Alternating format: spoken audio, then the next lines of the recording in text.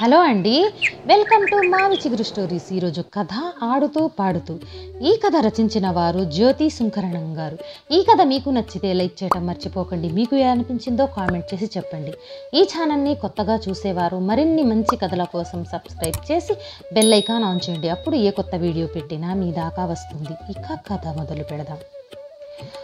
పక్షుల కిలకిలా రావాల శబ్దంతో కూడిన కాలింగ్ బెల్ అదే పనిగా మోగుతూ ఉండటంతో తెలివి వచ్చింది శశిరకి.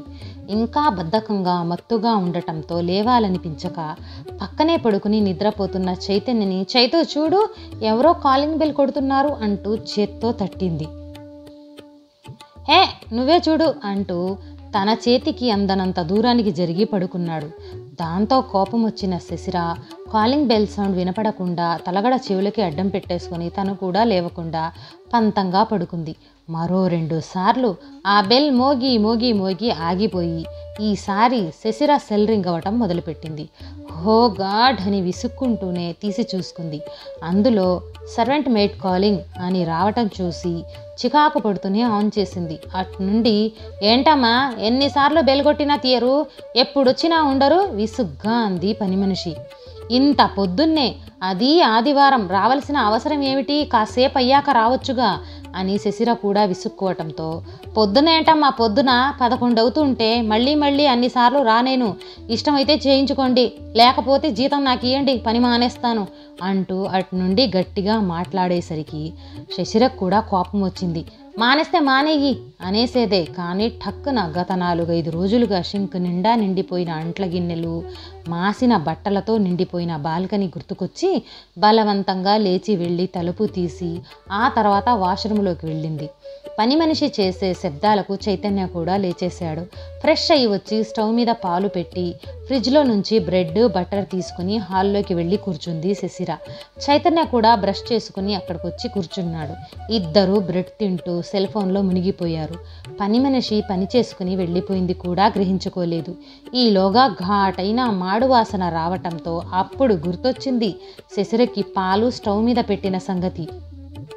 వెంటనే పరిగెత్తుకు వెళ్ళింది. స్టవ్ నిండా ఒలికిపోయిన పాలను, మాడిన గిన్నెను చూసి వాటిని తిట్టుకొని స్టవ్ ఆపేసి అలా ఎక్కడ వాటిని అక్కడే వదిలేసి బయటకు వచ్చేసింది. ఆ సంగతి కూడా గ్రహించనే లేదు చైతన్య. ఈలోగా ఎవరో ఫ్రెండ్ ఫోన్ చేసి మూవీ టికెట్స్ బుక్ చేశాం రమ్మనడంతో వెంటనే ఇద్దరూ రెడీ అయిపోయి డోర్ లాక్ చేసుకుని వెళ్ళిపోయారు. శశిర చైతన్యలకు వివాహమే ఇంచుమించు 1 ఏడాది కావస్తుంది. ఇద్దరూ మంచి చదువులే చదువుకొని ఉద్యోగాలు చేస్తున్నారు.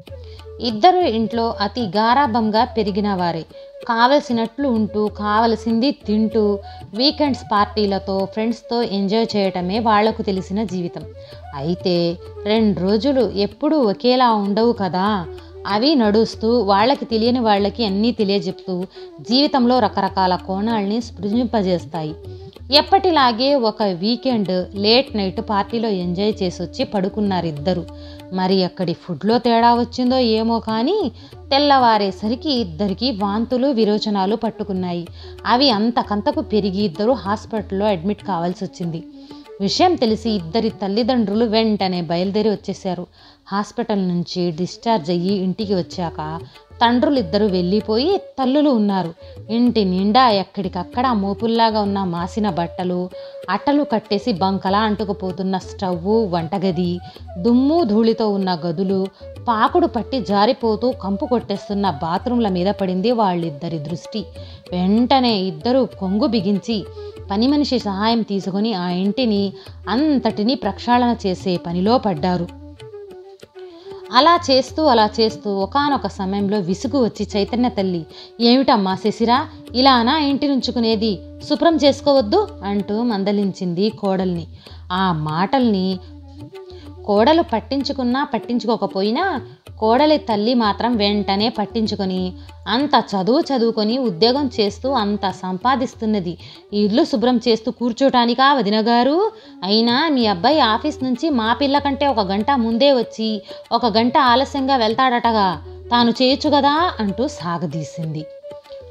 భలే చెప్తున్నారు. మా వాడు మా ఇంట్లో లేక పుట్టిన ఏకైక మగపిల్లవాడు, మా వంశోద్ధారకుడు.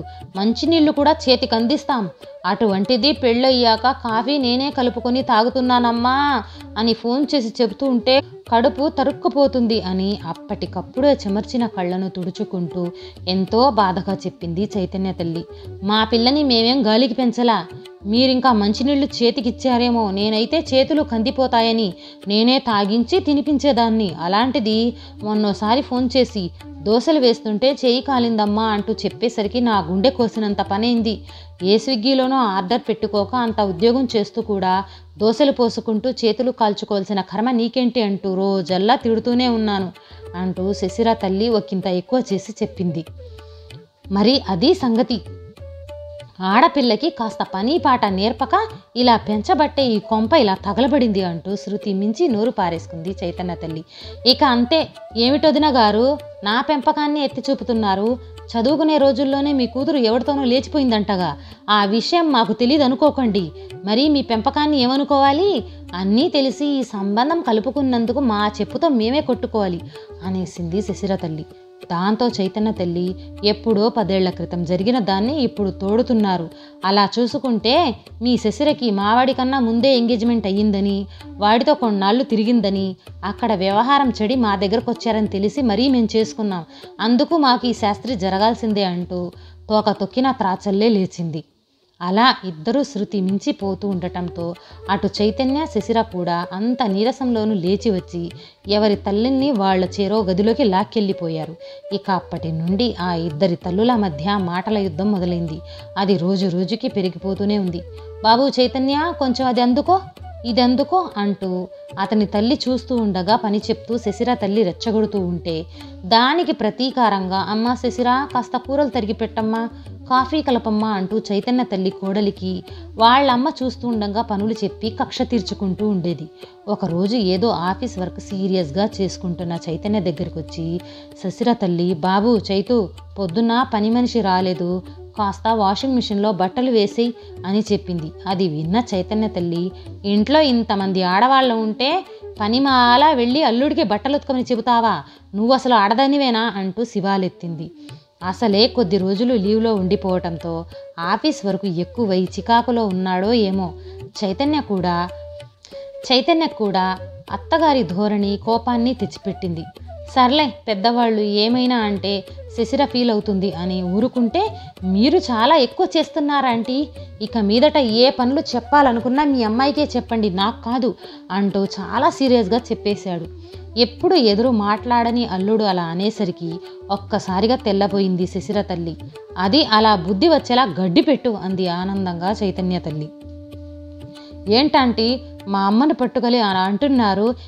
మీరు నాకు పని చెప్పగా లేనిది మీ అబ్బాయికి పని మా అమ్మ చెప్తే మీకు రోషం వచ్చిందా అంటూ అప్పటి వరకు వేరే గదిలో ఉన్న శశిర కూడా వచ్చి విసురుగా అంది. అదేమిటి, మీ అమ్మకు లేకపోతే నీకు కూడా లేదా? నువ్వు కట్టుకున్న మొగుడి మీద గౌరవం వాడికి చులకనగా చూస్తుంటే మందలించాల్సింది పోయి మీ అమ్మను వెనకేసుకొని వస్తావా అంటూ కోడలి మీద విరుచుకుపడింది చైతన్య తల్లి. చిన్నప్పటి నుండి పెంచి పెద్ద చేసి నా బాగోగులు చూసిన మా అమ్మను వెనకేసుకొని రాకపోతే నిన్నగాక మొన్నొచ్చిన మీ అబ్బాయిని మిమ్మల్ని వెనకేసుకొని వస్తానా అంటూ శశిర కూడా అత్తగారి మీద అరిచింది. నువ్వు మీ అమ్మని వెనకేసుకోవచ్చి ఆవిడ మాటలు వింటే ఇక మీ కాపురం తగలబడినట్టే అంది చైతన్య తల్లి.